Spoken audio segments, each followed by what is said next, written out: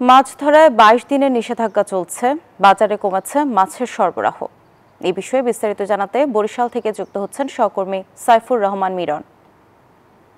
মিরন, বাজারে মাছের সরবরাহ কেমন, দামে কোনো প্রভাব পড়েছে কিনা আমাদের জানাবেন।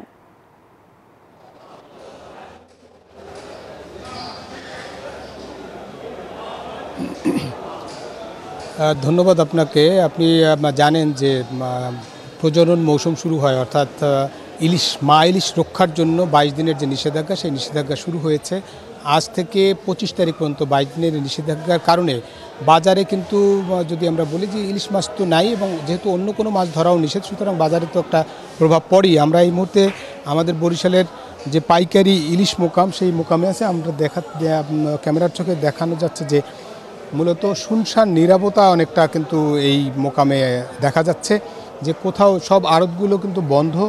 এবং এই সময়টায় বিশেষ করে এই ২২ দিন ব্যবসায়ীরা কিন্তু সহযোগিতা করবার জন্য, এই যে অভিযানটি, এটি সহযোগিতা করবার জন্য তারা চেষ্টা করেন।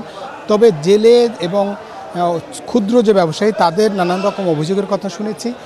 অন্যদিকে মৎস্য বিভাগ বলছে যে এই সময় যেহেতু কাজ থাকবে না জেলেদের, সেই সময় প্রণোদনা দেওয়া হচ্ছে। বরিশালের ৬৬,৫০০ পরিবারকে কিন্তু ২৫ কেজি হারে ভিজিএফের সহায়তা দেওয়া হচ্ছে।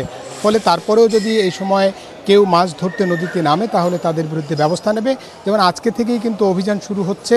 ১১টার দিকে জেলা প্রশাসন, মৎস্য বিভাগ, কোস্টগার্ড তারা কীর্তনখোলা এবং আশপাশের নদীতে কিন্তু অভিযান পরিচালনা করবে।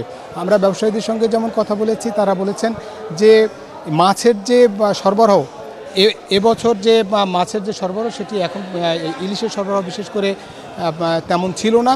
তবে শেষ মৌসুমে কিন্তু মাছ পড়া শুরু হয়েছিল, সেই সময় কিন্তু আবার অভিযান শুরু হলো।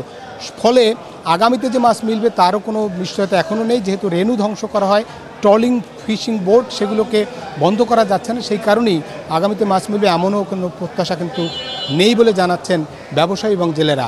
এই ছিল বরিশাল থেকে আমার কাছে যে ২২ দিনের নিষেধাজ্ঞায় যে বাজারে যে প্রভাব পড়েছে মাছের, তার সবশেষ তথ্য। ফিরছি স্টুডিওতে। বান্ডেল থাকলে প্রতি সেনমানিতে টাকা বাঁচবে। বিকাশ সেনমানি বান্ডেল কিনে জিতুন প্রতি লেনদেনে।